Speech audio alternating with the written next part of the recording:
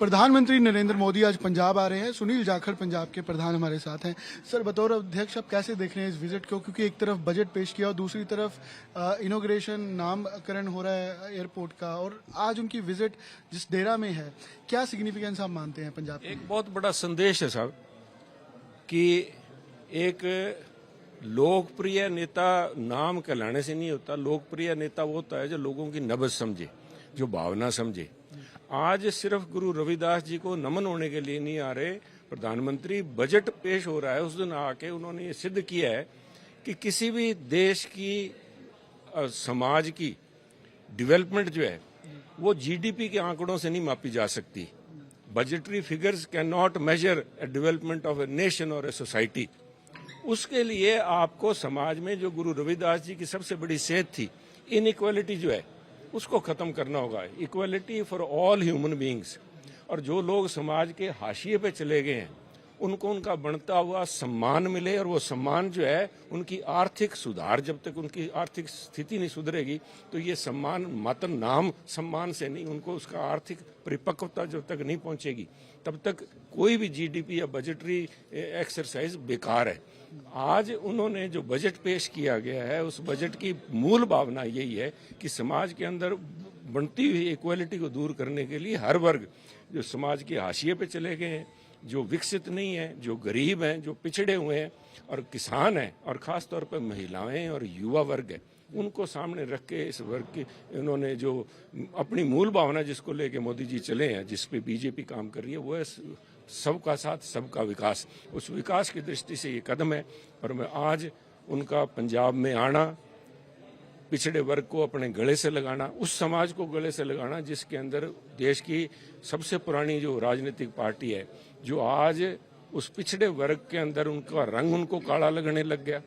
जब उनको किसी भी उस समाज से जुड़े व्यक्ति को कोई लीडरशिप रोल दिया गया तो वो कांग्रेस अपनी गलती मानती है।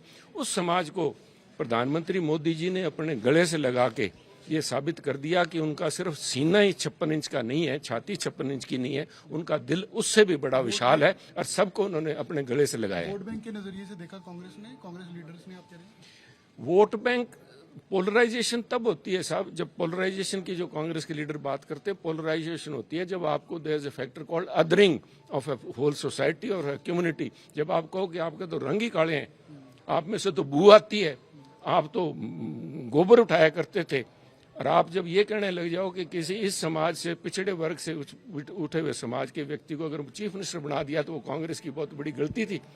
उस समाज को तो ये पोलराइजेशन लगेगा साहब, क्योंकि पोलराइजेशन उनको दुत्कारने से होती है।